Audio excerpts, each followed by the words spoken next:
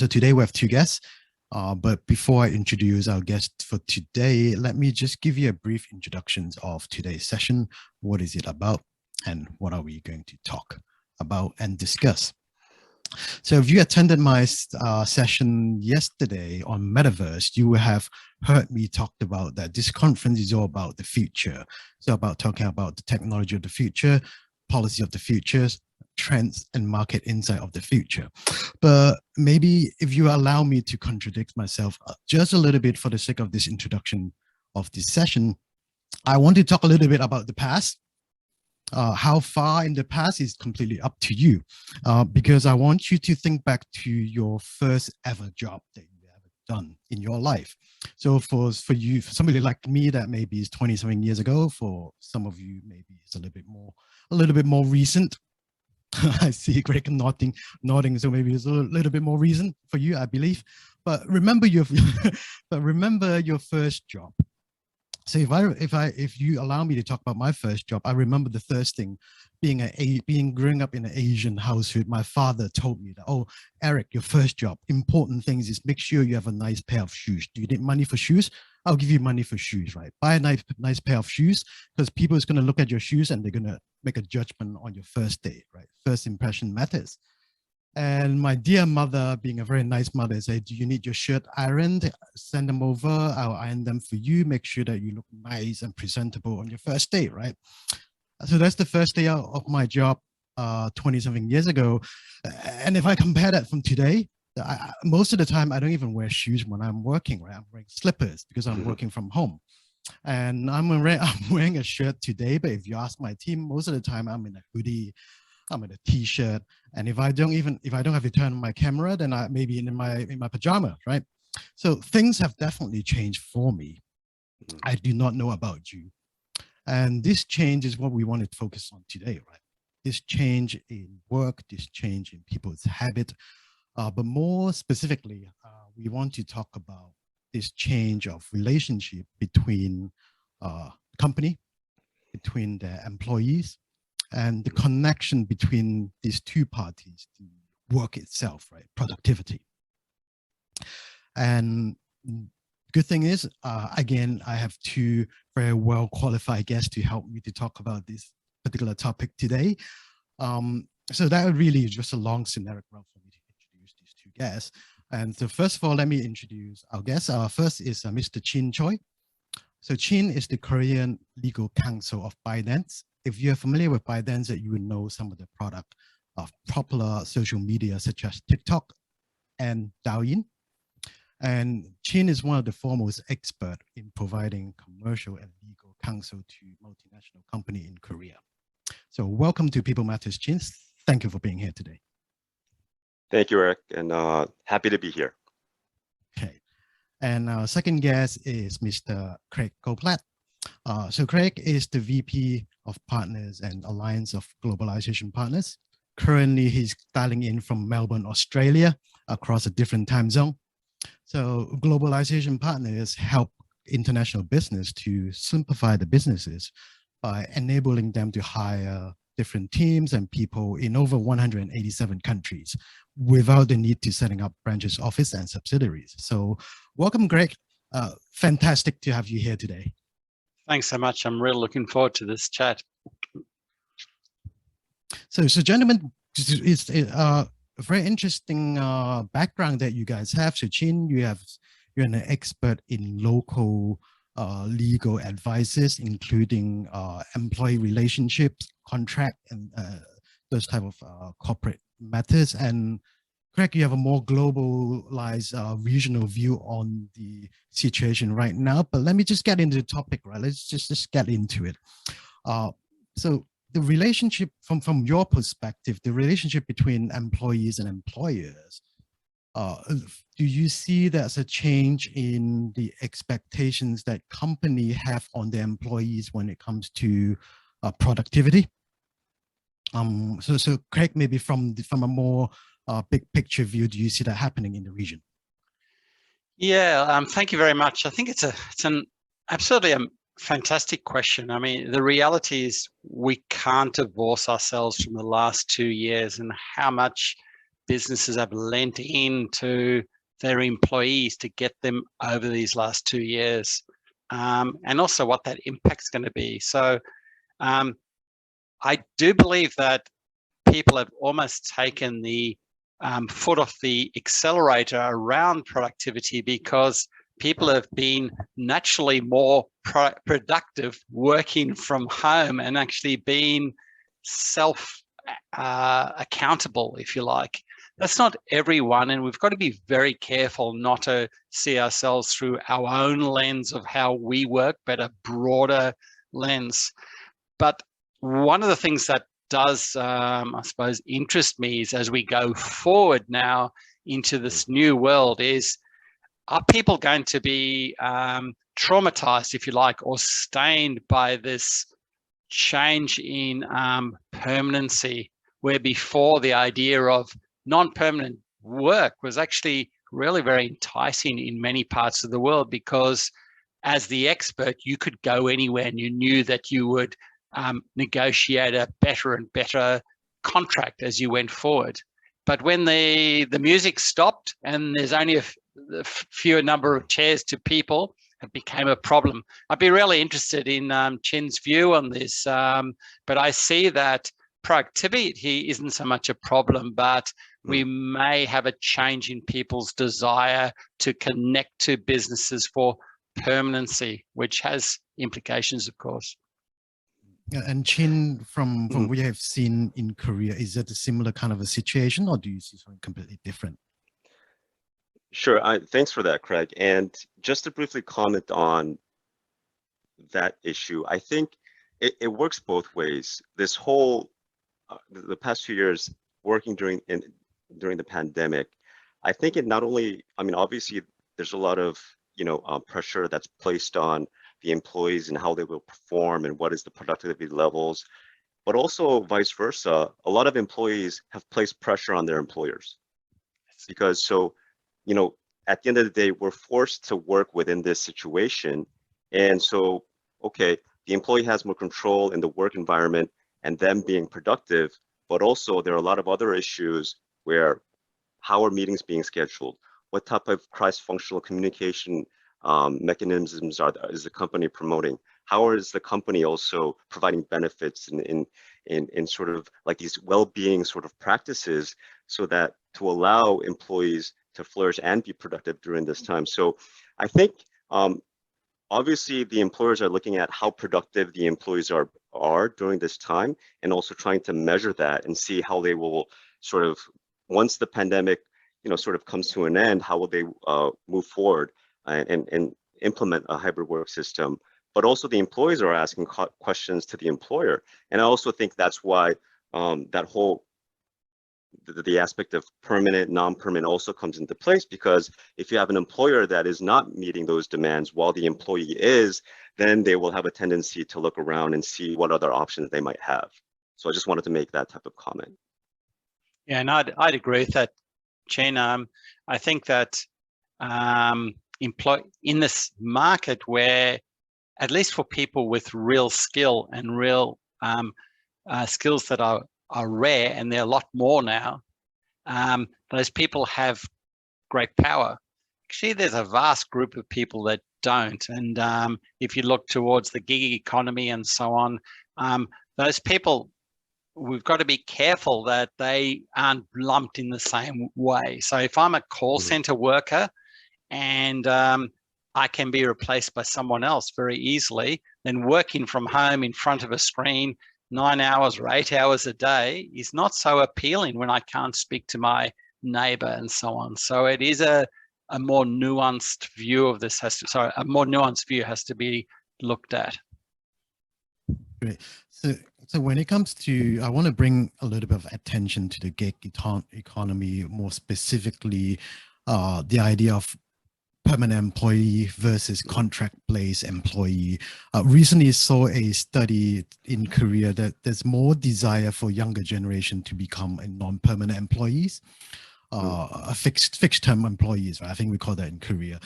So Chin, in Korea, I know your company have a bit of a going against the trend kind of hiring practices. Can you tell us a little bit more about that? So I can definitely understand why certain employers might have the appetite for non-permanent employees or fixed-term employees, and also maybe the younger generation, the younger workforce, also maybe looking at non-permanent positions. However, based on my experience, obviously, I think this is a unique situation to Korea because the Korean labor market is a very pro-employee labor market, and there are very strict labor laws that govern the labor relationship.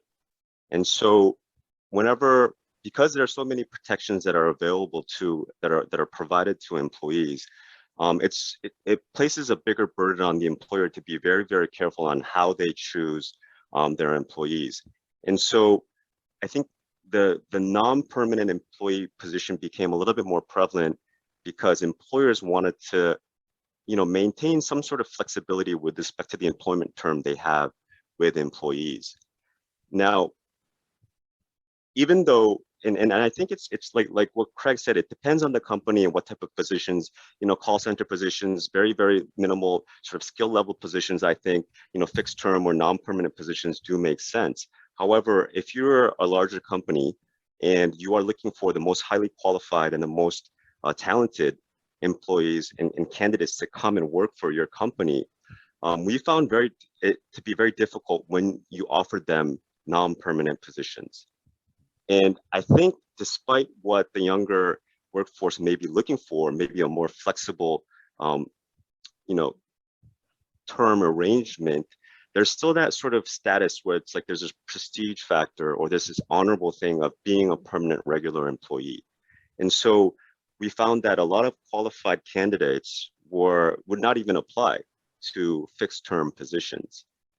And so I think it is very different, but based on my experience, that is what we saw.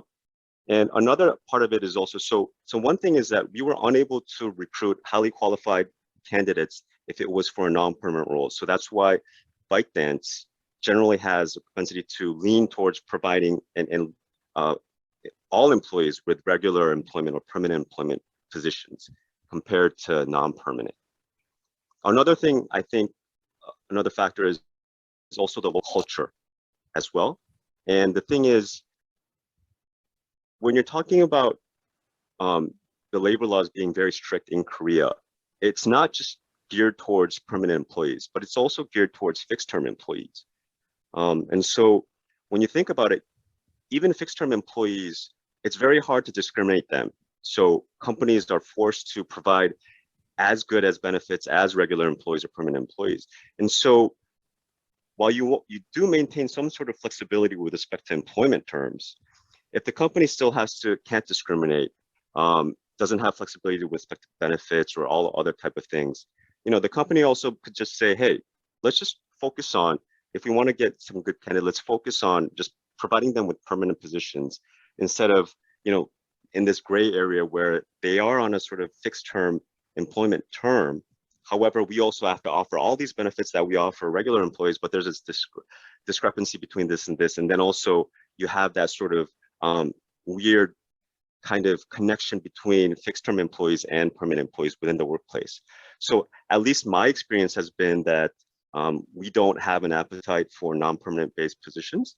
It's mostly been permanent employees. And this has been true throughout the pandemic and before.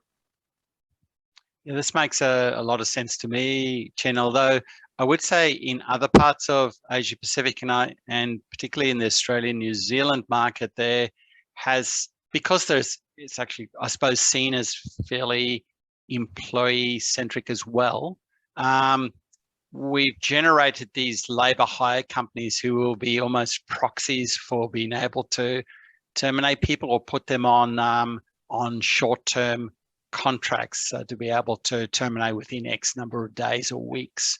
But typically, again, those roles are for lower skilled roles, and where people have the power from their knowledge, they're looking for that. I think someone said in the chat, that connection to the purpose of the company. So, and then if they're connected to the purpose of the company, they want to be permanently part of that company. Notwithstanding that, and I've got kids or young adults in my life who are in their late 20s and early 30s, and their view of permanency is maybe different to someone like me who started work in the early 80s. And I won't tell you what I did my first day, Eric. But no, but I mean, just to build off of that, Craig, I'm just talking about the status of the employment. So permanent, regular employee versus a fixed term employee. However, that doesn't mean, like you said, are they staying here for permanent purposes? No, by all means, no. We're seeing more and more turnover. So from a purely employment status perspective, sure, I think, we definitely don't have an appetite for non-permanent positions, but we are seeing a lot of regular employees be with the company, but on a much short-term work cycles compared to previous generations and also the time that I entered the workforce as well. So we're definitely seeing a lot more movement within the workforce. And so the employment really isn't permanent, but we're just talking about from that the employment status perspective. Understand. I wouldn't mind actually, Eric, sorry to interrupt, but extrapolating that to more and more foreign companies coming into Korea because they see it's such a vibrant economy, and perhaps starting with types of hires where you can use globalization type partners type services. Those people we find want to be permanent because they want to know that they connect to their company that they get in hired from. So that's quite interesting. It seems to be in line with what you're saying. Sorry, Eric, carry on. No, actually, I wanted to get into that to build up on what you just said. So from your work with globalization partner, you have to work in different locations across the globe simultaneously sometimes for organizations who want to get into this market, right?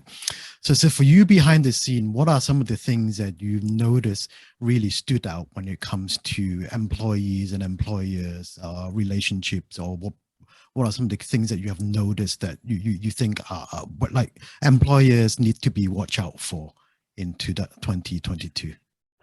Right. Well, first of all, if we're talking particularly in the Korean space as opposed to the whole of Asia Pacific, I suppose what's important is to understand or explain the cultural differences inside the Korean market to the companies that are coming into the Korean market. And this idea that you can transplant someone from outside into the Korean market and frankly, into other markets. If I came and decided to go and start a business in Morocco, I would struggle from a cultural perspective. So learn the environment, find the people that you can learn what it means around the contractual issues, around the cultural issues that I think, Chin, you talked about that connection to a business, and that cultural scenario of just changing all the time isn't so easy. So that's the first thing. The second thing is to understand what you're getting into, because you might be looking to employ someone in Korea to land and then expand later your business from the US. And in that market, it's not difficult to actually move someone out of your business. And then you find that you've got a permanent employee that you struggled to actually terminate for performance or any other reason. So something to really think through. So get the advice of the likes of Chen in that market, the likes of people like us who actually know the different markets before you go about. Here's a quick plug. On our website, there's actually a free resource called Globalpedia, and you can go and get at least the first or second story of knowledge about what it means to go into over 180 countries around the world. So knowing the local expectations when it comes to hiring, productivity, for you, that's one thing that you to be paying attention on. So Shin, if we follow on that train of thoughts. So for ByteDance, TikTok obviously is a global company with users all around the world. So in your company, let's talk about productivity on how people do work. Is it what is it like? Is it globalized to a certain standard, or is it globalized, localized, or glocalized, as some people like to use that term? Right. What is it like for you guys? Yeah, I think obviously every company is going to be different, and the work environment based on that country is going to dictate how people work and what productivity is. At least, and later on, I definitely want to get Craig's opinion on this, because this is from my perspective, and this is a back office standpoint. Being legal and being a support team, we can't do anything on our own. Obviously, all the teams reach out to us for legal advice, for compliance issues, for risk assessment, and so forth. And also for us, when we have to write up a report where we have to make a submission to a regulatory body, we need to get that data and that information from the relevant teams as well. So at the end of the day, communication, I believe, is the most critical factor within ByteDance and within the company. And the reason is because you just can't function on your own. And another interesting part of our company is, especially Korea market, is that we still have certain functions that are not in Korea. So while, when you're in the same time zone, it's much easier to schedule a meeting.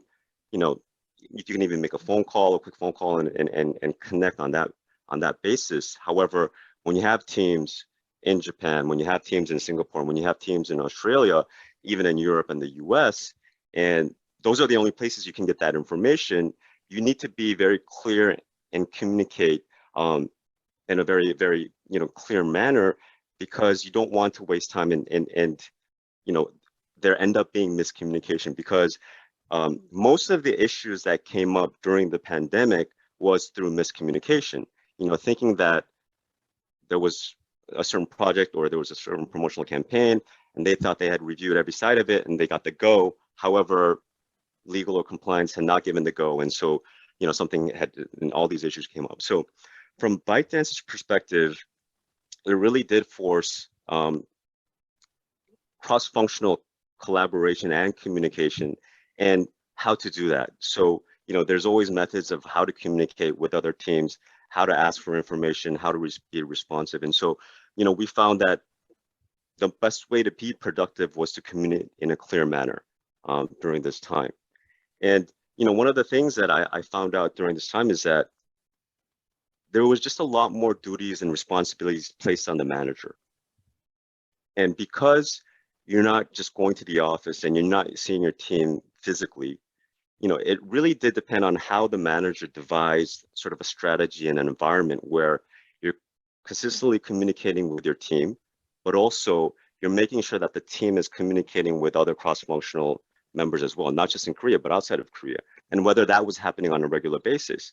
And so, at the end of the day, the employees, I think the productivity levels of the employees went up because they were able to control their work environment. I think there was some sort of study done where, even just having the ability to set up the desk and your computer in the way you want and setting up a comfortable work environment increases people's, confidence and productivity to work in a focused manner. And so while the productivity levels went up, I think, cross-functional communication went down. It's because, there's obviously, unless the manager had put in those mechanisms and those measures for those to consistently urge them to communicate with cross-functional teams, they just weren't going to do that on their own. So I think that placed a lot of responsibility on the managers. And based on that, it was very evident how the teams succeeded. And so that was my experience from a back office support perspective. So, productivity went up, and because, primarily a lot of legal reviews and compliance and risk assessments can be done within the confines of your home, unless you have a client meeting, you don't have to physically meet them. That was the general sentiment and feedback that I got. But I also understand that the business side of it, they actually wanted to return to the office because maybe productivity levels weren't as high or as productive as they had expected it to be. And so, sales side, marketing side, or business side understand, we're working on a completely different sort of system compared to some other government and support functions. And I just wanted to see, Craig, if you had any insight on those type of teams as well. I love what you said. Actually, you've gone through quite a large area there. But the first thing I reflect on is how important the first line manager is. Everyone's first line manager is absolutely critical to the business. That's been shown for a long time. Actually, I'll date myself here, but I went through an IBM management training session, and one of the things that they did was world beating this this training was that your first line manager has something like 57 or 58% of the impact that to you as opposed to the next line or your peers. It's quite extraordinary.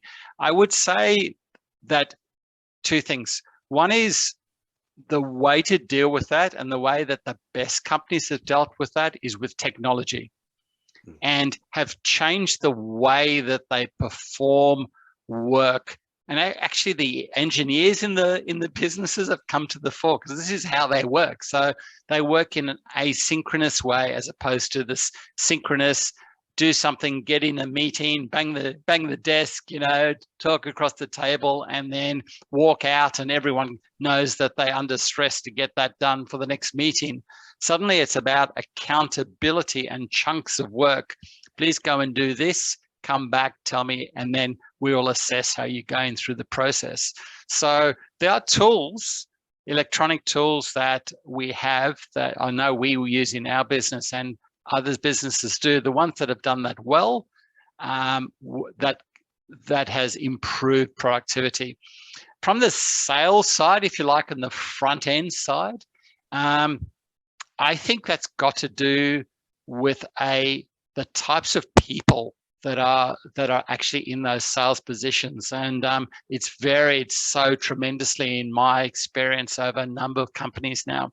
The folks that were purely relationship driven needed to be in front of people all the time physically, and literally fell apart when they had to work through a electronic means. The folks that were more, I suppose, challenger-based or insight-based could gain productivity because they could do many more meetings in the same day, and they could handle their time much better. So I don't know if that helps you or actually expounds on that, but sure, I understand from a legal perspective, you're there, and if you're in an office or at home, you're still chunking through the work, and actually in some ways doing it on the train is less appealing than doing it in your living room, right? So, or in your office. So my sense is, again, to change the way that we work. Now, is there, last thing I'd say, sorry, because I'll take up too much time, but are we getting fatigued about that? We're getting fatigued about the lack of human contact and the need, and the way I'd reflect on that is, a year ago, we were doing dinner parties over Zoom with friends, and collecting takeaway food and having chats. We're not doing that anymore. We're fatigued. We're in front of Netflix or whatever, watching a movie and taking takeaway. So that's the problem, is that we're fatigued as a globe. We have to get back to work in front of people, at least in a hybrid way. Yeah, I mean, I think we definitely are fatigued, and like you said, obviously there's pros and cons of this whole remote work sort of term, but the one of the things that we do see suffer is the well-being of the employees, now that it's been for such a long time. And then also, again, communication between other departments. So we were seeing more tight communication within the team, the internal teams themselves, but there's less cross-functional communication that could happen casually if you are at the office and you just run into them and stuff like that. So, there's certain employees that just joined and you never see them for the past 2 years, right? So, and so the cross-functional, so the external sort of communication has definitely suffered. And then I I think, like, understand. Yeah. lastly, also innovation, because, you know, there needs to be discussion and sort of some sort of conflict to have innovation. And I think we're also seeing some companies with respect to suffer from an innovation perspective because we're not, you know, we're such in this remote work perspective, and then it's you know, you review this in your own on your own time in your own confines of your house, instead of actually, you know, collaborating in sort of a room and then throwing out ideas and potentially working out a solution in that manner. So I think definitely, like, we're seeing some positives, but also right now, and since it's been so long, we are seeing people fatigue in some suffering areas as well.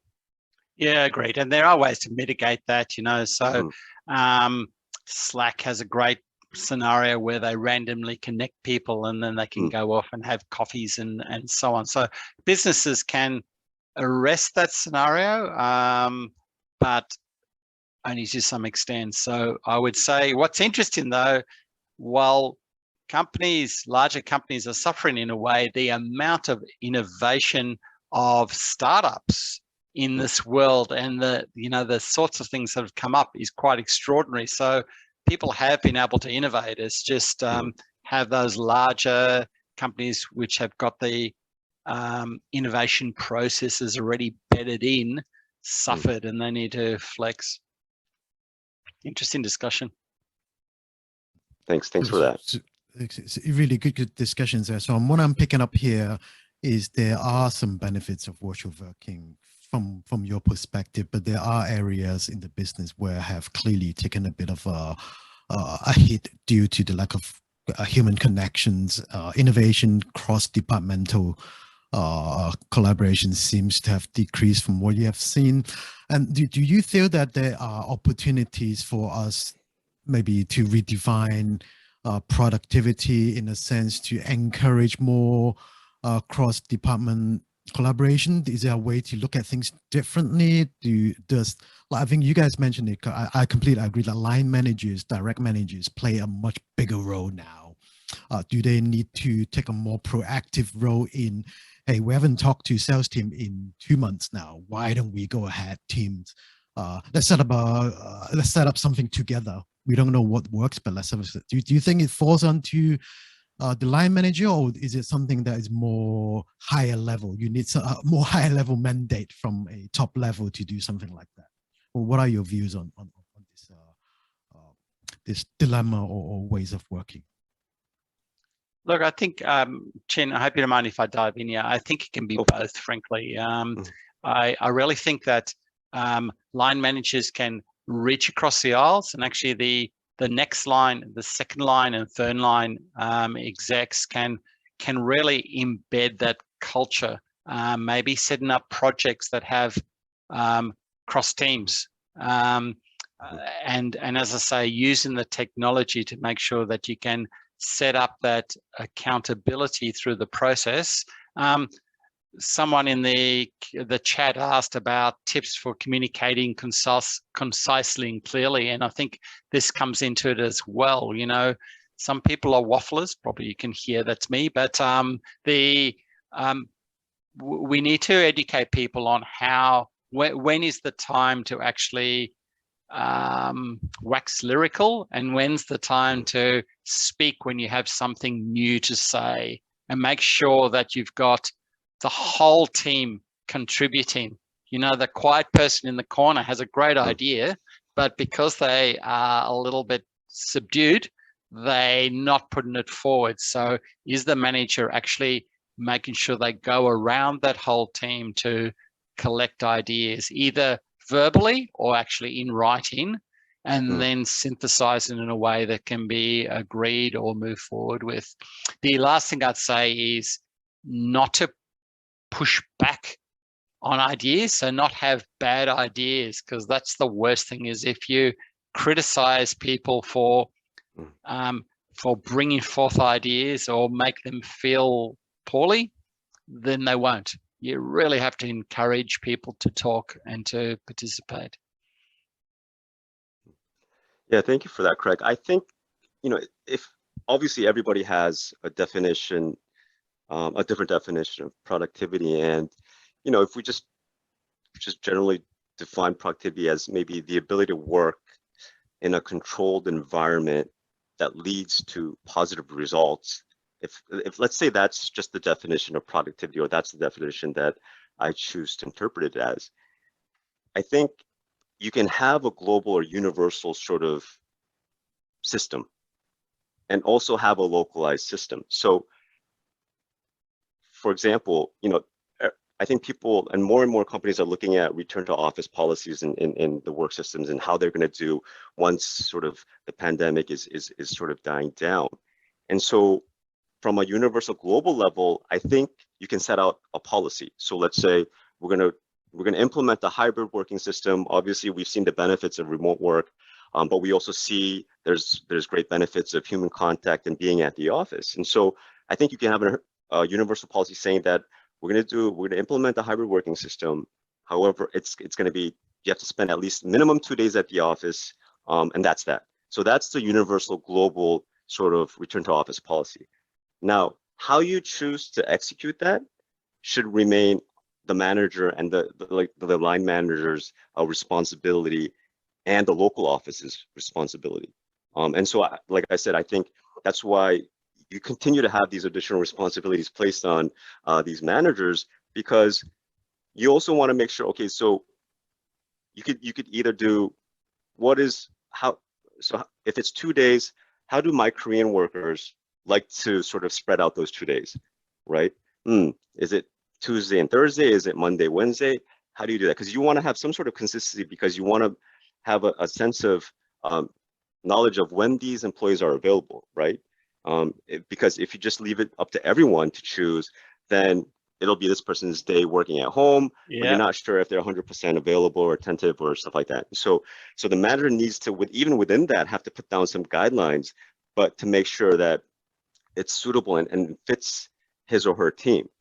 And also, so even when we had our return to our office policy that was all laid out, pretty much how that was being done was solely placed on the discretion of the manager and the team leader.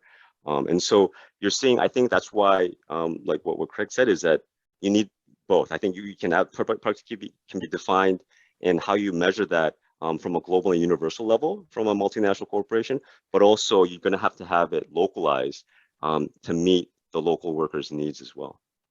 Yeah, and my thought is, I again, I agree with you. I think that's really insightful, Chin. But one of the things I can see in practicality is that actually getting everyone into the office in those days is increasingly more difficult. So when people are there, they're there almost for that social interaction, as opposed to when they work in the office, they still need to implement a hybrid solution. So imagine that, remember those old days where you're in a meeting room and people were dialing in, and you'd walk out the meeting at the end and you'd have this distended voice that said, oh, what about me? Because you'd just forgotten about them. Those days have to be gone. So perhaps meetings have to be online even when you're at the office, and you have to think through how that communication works and how you get that human social contact, because that goes to the next step, which is if you actually have that scarce workforce and you need to hire people in your team outside of either the city and they can't get in, or outside of the country permanently, then how do you knit them into that asynchronous work pattern and still get them as part of a team? That's the challenge for both that first line manager now, as well as the upline team and management, to get everyone working to the same purpose. That's very difficult. And I think that's going to be our biggest challenge from a management perspective going forward, is to really have that flag of purpose that everyone can follow. And it can't be just a voice at the end of a microphone. It's got to be something much more. I think I can testament to that when you said that the skills or the ability to really listen to the people, because a lot of the time we have seen with some of our clients is you have a group initiative, let's say from upline, implemented to a local level, for example, in the Korean market, similar to the situation that Chin talked about, when it doesn't really make sense when it comes to implementation locally. For example, it could be returning from the office 50,000 Ks. I can't return to the office right now. My people don't want to return to the office. So because some organizations do not have the culture where you can communicate upstream. So sometimes what we see is it's a bit of a tick box exercise, right? Okay, yeah, we went to the office, but at the end of the day, nobody actually went to the office, but they make sure that the reporting reflected what upper management wants to see, or upper management is demanding when it comes to policy. So I think localization is important. Understanding, having empathetic view of policy in people is important. But I think having the right kind of culture so people don't avoid communicating upstream, I think that's really, really important. So thank you. So before we get into the Q&A, so if you have any question for Chin and Craig, please use the Q&A function. You can send it to me directly on chat as well. So we are doing that. But one last thing I want to ask you gentlemen is, so how do you stay more personal? How do you stay productive when you're in your current work arrangement, either virtual or hybrid, with you and yourself and your team? So maybe Craig, would you like to go first if you'd like to share that? Sure. That's a very good question. I would be absolutely lying if there weren't, some days where I just say, what is going on here? But the reality is, most days, in the vast majority of days, I get up and I'm excited to come to work. And there are a couple of reasons for that. One is the purpose of the place that I'm in. I feel like I'm on this rocket ship that's actually creating the employment platform that is like what is to global employment that Netflix is to streaming. I know that sounds a bit daggy, but nevertheless, that's really nice. That's a great thing. But the second thing is I'm grounded by looking after myself personally, right? So whether it's doing regular exercise, taking my dog around the park for a walk during the day, actually going out and listening to the birds. It actually, those are things that you can't do if you're getting in a car or getting on a train and going to work every day. So you need to kind of celebrate the good things about what's going on around you. So that's what I try to do. It sounds kind of a bit Pollyanna-ish, and I don't mean that to be, because I think I'd be lying if everyone doesn't have days where they think what's going on in the world. But that's the way I go about it, Eric. Thank you, Craig. You, Chin, how do you stay productive? Yeah, and it's funny because, we kept on talking about permanent and fixed. And for me, and sort of to extend what Craig was saying, I like to keep a fixed schedule. So I like to be on this fixed, consistent schedule where I wake up, I'm exercising at a certain hour, I block off a certain time for this. All my meetings are on this day and this day. I'm reaching out to my colleagues, my peers, my manager on this day and this day. So I like to try to work as consistently and on a fixed schedule, as much as a fixed schedule as I can, so that I can develop these expectations. And, obviously there's so much confusion and chaos right now surrounding us. If you have work schedules like that, I think it'll be very hard and unbearable. So I try to keep my work schedule at least as consistent as I can. And also, I think, and that's why, one of the things is leaving that sort of availability of flexible working schedules. Just there's certain people just work naturally better at night, maybe in the morning, but allowing that flexibility, I think, is key. And that's what I was provided. And so I also provide my team with that flexibility, but also I think also communicating that they can always reach out whenever they need to speak. And it doesn't matter what it is. It could be work, or it could be personal, it could be family, or whatever. And continuing to remind them that I can be a channel for them to speak out on any issue. instead of, because sometimes maybe you're just working by yourself and you don't know if this is something that I can ask my manager or my peer. And so I think that has been very helpful for me to stay healthy during this time, is to, as much chaos and confusion there is, to be on a fixed and consistent schedule. Thank you, Jin. I've got some questions here. Let's get into that. So one is for you specifically, Craig. So how do you manage each one of your diverse team members' productivity in your company? Any tips to share when it comes to managing people across different regions? Countries, yeah. Yeah. That's a great question, actually, because I think it goes to what Chin said there before, that you need to be open, you need to be empathetic, and you need to try and reach out to understand the cultural and then personal differences of people.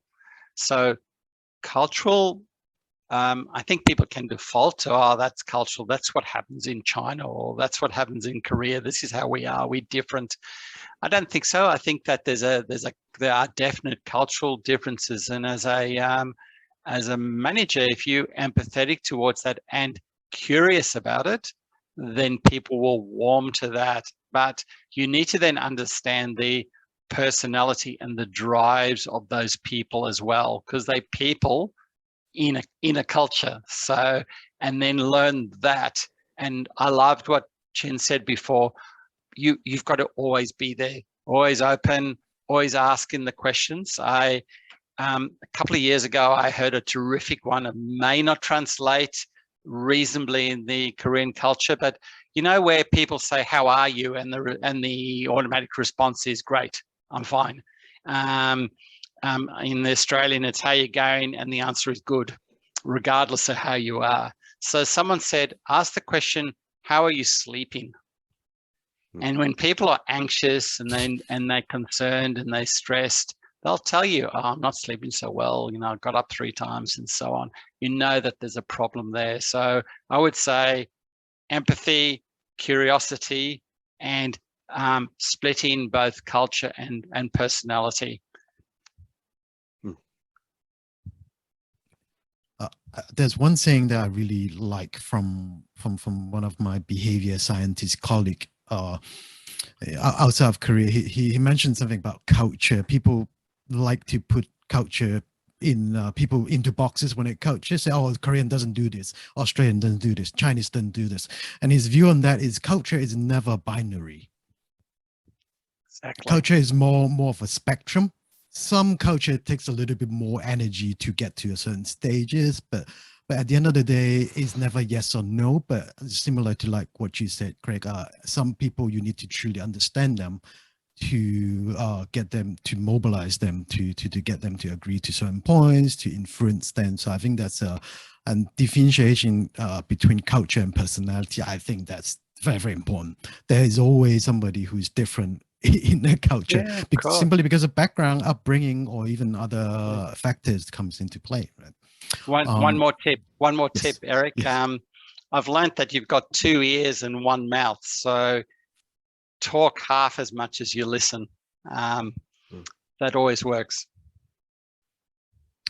Somebody sent a direct questions to me. Maybe Chin, you have a little bit of insight simply because of your company's product is very, very at the cutting edge of the generations, more younger users.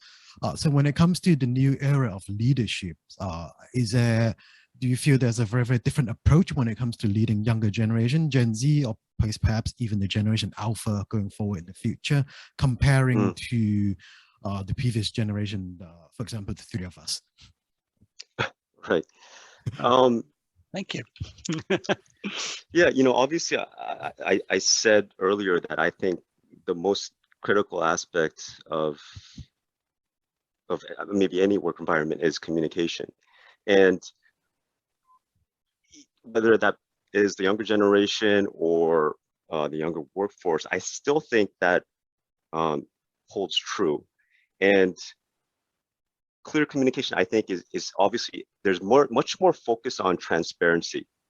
And so, being transparent on what you are doing, what your goals are, what your team's goals are, and how does that also align with maybe cross-functional teams and also the company's key objectives as well. And so, there's been a huge emphasis for us with respect to each person who's leading a team to be transparent with their OKRs and to put them up so that every other leader can look at those OKRs prior to finalizing and finishing them and submitting them in the system.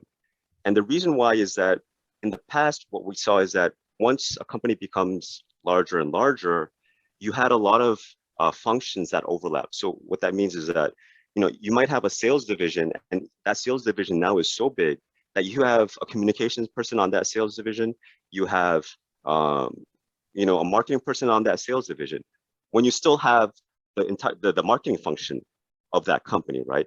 And so if you don't share the OKRs, then it could end up leading to inefficient use of one's time, and also a lot of funds being wasted, because this team was looking at doing this marketing campaign while the marketing team was actually had these connects and networks, and they could have gotten this, reached out and gotten that sort of that task done, and could have connected the sales team to the right people. And so there has been much more emphasis on being transparent with the type of objectives and goals that you might have, and also for not only internally but also externally.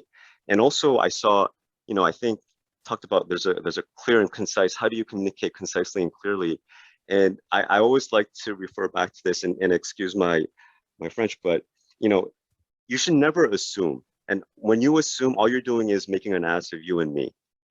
And the reason why I say that is because in that incident where we had the miscommunication and that led to problems at our company, is because a certain person just assumed that this team had already talked to the other team. And so they had made the necessary review and gave them the go. And so, and they looked at it from that point on.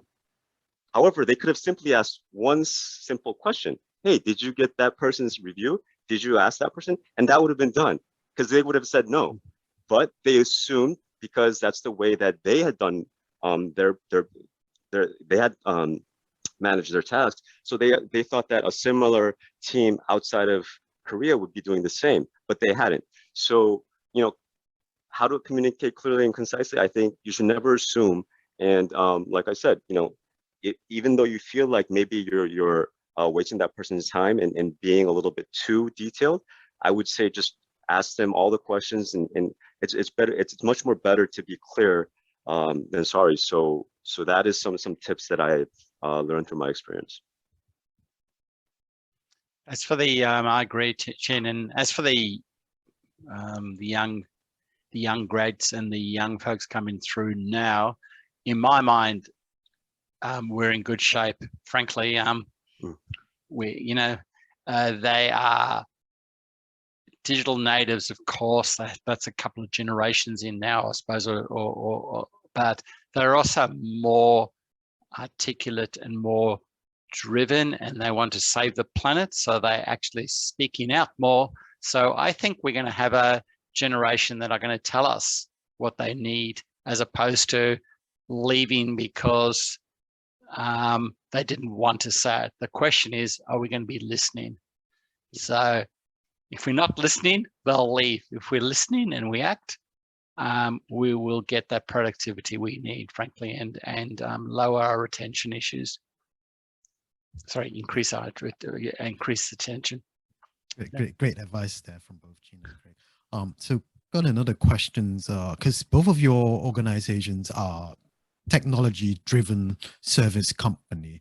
Somebody wanted to know, what advice would you give to more traditional offline companies when it comes to maintaining productivity?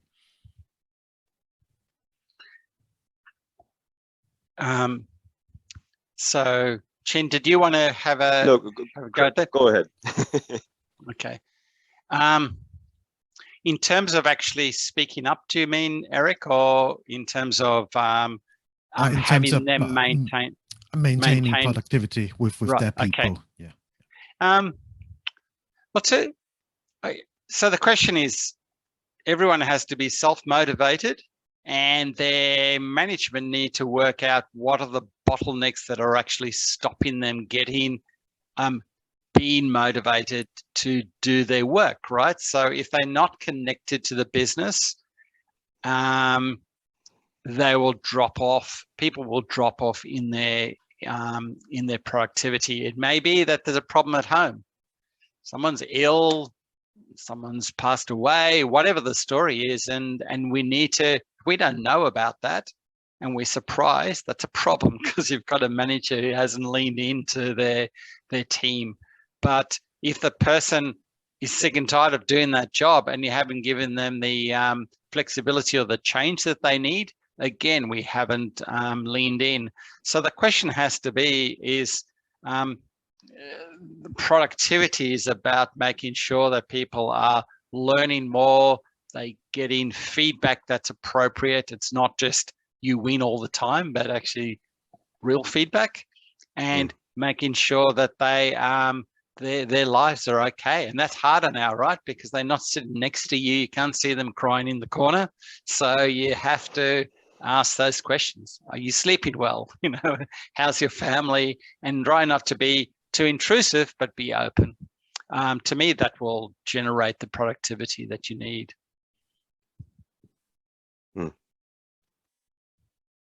I'm gonna steal that, Craig. Are you sleeping well? I think that's a really good thing. So pardon me if the RDI employees I've keep asking you about your sleeping habit. So I think maybe one more question before we close this session. So I think this is more from a more junior employees. But what would be your advice to a more junior employee or somebody who just joined the workforce?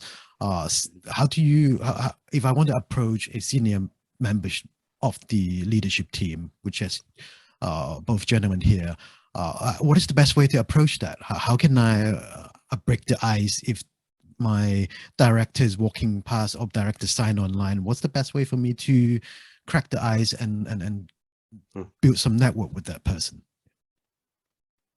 So yeah, if I give you my feedback on that, it's obviously, I think what Craig said is that, you know, your boss or your senior manager should be willing to listen to any question, right? So I mean, obviously that's a given.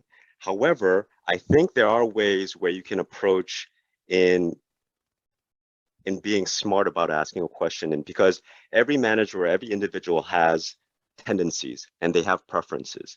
So maybe somebody likes to receive questions via email, or maybe they like Slack, or like personal messages or direct messaging, or whatever the company work messaging service is. And maybe somebody hates receiving questions via direct messaging and would rather prefer on email. So I think be a good observer and try to figure out what your manager or senior person, what their preferences are. Just, and you can always ask, somebody that's maybe came in before you, was a little bit more senior than you, and ask them for advice. I think that's always a good first step. And also, I think, not only but observing, but also before you ask those questions, I would try to answer those questions on your own first. And then once you haven't been able to find answers for that, you've maybe tried, you've exhausted some of your resources, and you still aren't able to find the answers, the appropriate answers that you're looking for, and this is the only person, or this is the only person that can potentially help you, then I would obviously go ahead and ask that question. But a lot of times I'll see, there's so many resources that are available, and those answers can be found just by doing a quick search on the company database or the cloud system. But they just sort of shoot out a direct message to a senior level manager, which frankly, they really don't have the time. I mean, it's actually could be considered like, so again, I think you should observe and then try to figure out what's the best way to ask that question, and also try to answer that question first before you reach out to the manager. Yeah, I love that answer. I'm going to try and build on that as well. So bring forward insight. remember that it actually depends who it is. If it's your first line manager, I would argue, look at what they're doing and see what you can do to offer them respite from the things that are making them so busy. So can you take some stuff away from them? And you'll find yourself working up that line very quickly by doing that. So that's one tip. But the second tip I would say is that very few executives are in a position that they know what's happening at the front line. So if you can provide insight, not moaning, not whinging, as we call it down here, not, oh, I know all the troubles in your world, but rather I've seen this, or I had a terrific customer experience that showed our business in great light. I'd like to talk to you about it. I can tell you, can I take you out for a coffee? I would be very surprised if that executive didn't want to spend that time, because the biggest problem is to understand what the people at the front line are actually thinking and doing. It's gold. So the biggest problem, and I'm reading into that question a little bit, maybe, is the step to ask the question, the step to that embarrassment or that concern that you'll be knocked back. It's a bit like when you attracted to someone and and you're in a bar and you wanted to go and reach out to them. It's that first step of getting over the line. So be prepared for that, maybe that knockback, or hey, I'll do it later, or be deployed to someone else. That's okay, but go ahead and ask that. That's the best thing you can do. Great advice there from both Gina and Greg. So I think we are going to end it from here on this note. So once again, thank you very much, both of you gentlemen, Craig and Chin. Thank you for your time and your preparation for this event. I think our attendees really enjoyed the session. They have some really practical advice that they are going to use and take away from. So gentlemen, thank you again for your time here today. Thank you very much. Thank you very much.